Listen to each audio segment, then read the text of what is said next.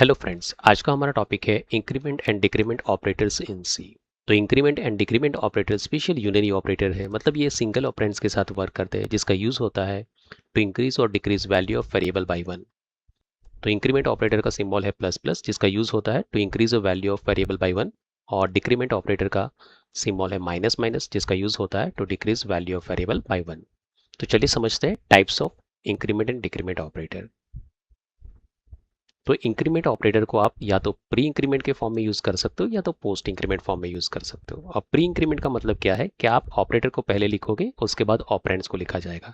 जैसे यहाँ पे लिखा है प्लस प्लस ए, तो ये आपका प्री इंक्रीमेंट है। प्री इंक्रीमेंट का मतलब ये है कि वेरिएबल के वैल्यू को पहले इंक्रीमेंट करना है, उसके बाद यूज करना है। और पोस्ट इंक्रीमेंट में क्या होता है, पहले वेरिएबल लिखा जाता है, उसके बाद ऑपरेटर लिखा जाता है, जैसे ए प्लस प्लस। तो यहाँ पे वेरिएबल के वैल्यू को पहले यूज किया जाएगा, उसके बाद उसको इंक्रीज किया जाएगा। सेम वे हमारे पास है pre decrement and post decrement. तो प्री डिक्रीमेंट का मतलब क्या है, पहले आप ऑपरेटर लिखोगे, उसके बाद ऑपरेंड, मतलब माइनस माइनस ए। तो इसका मतलब होता है कि पहले आपके वेरिएबल के वैल्यू को आपको डिक्रीज करना है, उसके बाद उसको यूज करना है। और पोस्ट डिक्रीमेंट, जहाँ पे आपके वेरिएबल्स को पहले लिखा जाएगा, उसके बाद आपके ऑपरेटर को, जैसे ए माइनस माइनस। तो यहाँ पे आपके वेरिएबल के वैल्यू को पहले यूज किया जाएगा, उसके बाद उसको डिक्रीज किया जाएगा। तो चलिए उसको एक सिंपल एग्जांपल के थ्रू समझते हैं। यहाँ पे मैंने एक वेरिएबल रखा है, वेरिएबल ए, जिसका वैल्यू है 10। अब देखिए यहाँ पे लिखा है b is equal to plus plus a, तो ये है आपका प्री इंक्रीमेंट। प्री इंक्रीमेंट का मतलब क्या है, पहले आपको ए वेरिएबल के वैल्यू को चेंज करना है, मतलब ए का वैल्यू एक इंक्रीज होगा, तो ए का वैल्यू हो जाएगा 10 प्लस 1 11। और उसके बाद आपको बी में उसको असाइन करना है, तो बी में जाएगा ए का value, that is 11। Same way देखते हैं कि पोस्ट इंक्रीमेंट कैसे वर्क करता है। यहाँ पे लिखा है b is equal to a plus plus, तो पोस्ट इंक्रीमेंट ये बताता है कि पहले आपके वेरिएबल के वैल्यू को आपको यूज कर लेना है, मतलब बी में आप ए का वैल्यू असाइन कर दोगे, तो ए का वैल्यू है 10, तो बी में आएगा 10। उसके बाद आपको ए का वैल्यू इंक्रीज करना है, दैट इज 10 प्लस 1 11। तो ये है difference pre and post increment में। चलिए एक छोटा सा प्रोग्राम लिख के देखते हैं। यहाँ पे मैं एक वेरिएबल डिक्लेयर करने जा रहा हूँ, इंटीजर ए, जिसको असाइन करते हैं वैल्यू 5। अब मैं यहाँ पे दूसरा वेरिएबल ले रहा हूँ, that is integer B.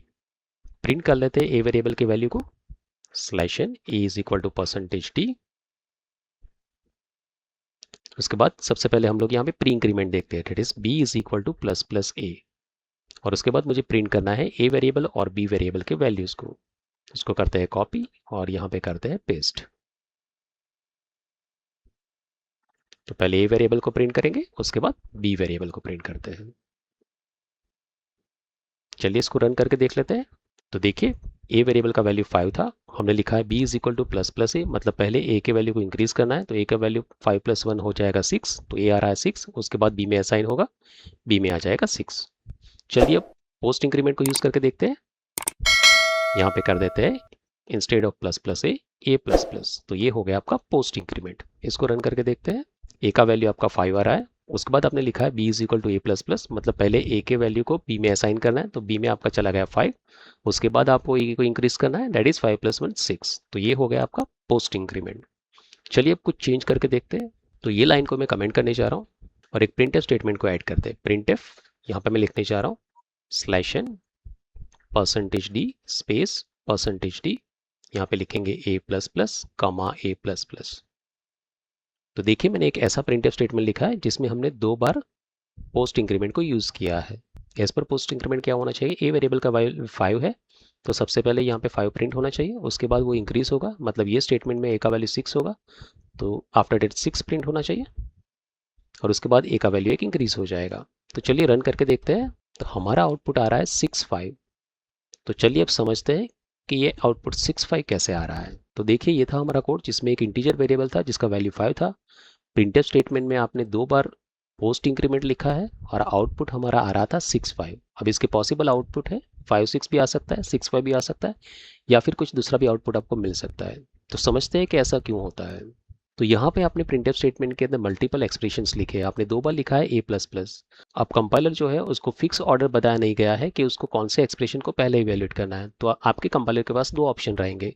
First option क्या रहेगा, या तो वो सबसे पहले ये एक्सप्रेशन को इवेल्युएट करे, अगर ये एक्सप्रेशन को इवेल्युएट करेगा तो यहाँ पे 5 प्रिंट होगा, और नेक्स्ट यहाँ पे जाएगा तब वैल्यू 6 हो गया होगा, तो आउटपुट आएगा आपका 5 6।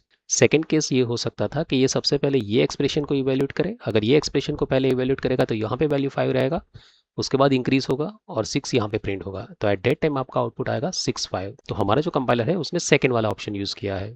तो ये जो सिचुएशन है उसको अनडिफाइंड बिहेवियर बोला जाता है। जब आप सेम वेरिएबल को मॉडिफाई करते हो multiple times in the single printf statement, eight that time आपका कंपाइलर कंफ्यूज हो जाता है कि उसको कौन से ऑर्डर में वो एक्सप्रेशन को इवेल्युएट करना है। तो ये डिफरेंट कंपाइलर आपको डिफरेंट आउटपुट प्रोड्यूस करके दे सकते हैं। तो चलिए इसको कंक्लूड कर लेते हैं। जब हम लोग multiple time increment and decrement operator को यूज करते हैं in printf statement on single variable, at that time आपका जो आउटपुट होता है वो अनडिफाइंड है, वो प्रिडिक्ट आप नहीं कर सकते हो। इसका रीजन ये है कि सी कंपाइलर ने कोई ऑर्डर डिफाइन नहीं किया है for evaluation of expression in printf statement. इसका मतलब है कि कंपाइलर लेफ्ट टू राइट भी इवेल्यूएट कर सकता है, या तो वो राइट टू लेफ्ट भी इवेल्यूएट कर सकता है, या फिर वो कोई दूसरा ऑर्डर भी यूज कर सकता है। तो आप प्रिडिक्ट नहीं कर सकते हो कि इसका आउटपुट क्या आएगा, ये कंपाइलर के ऊपर डिपेंडेंट होता है। तो ये था आपका increment and decrement operator. Next video में हम लोग समझने वाले हैं relational operator and logical operator. तो मिलते हैं नेक्स्ट वीडियो में।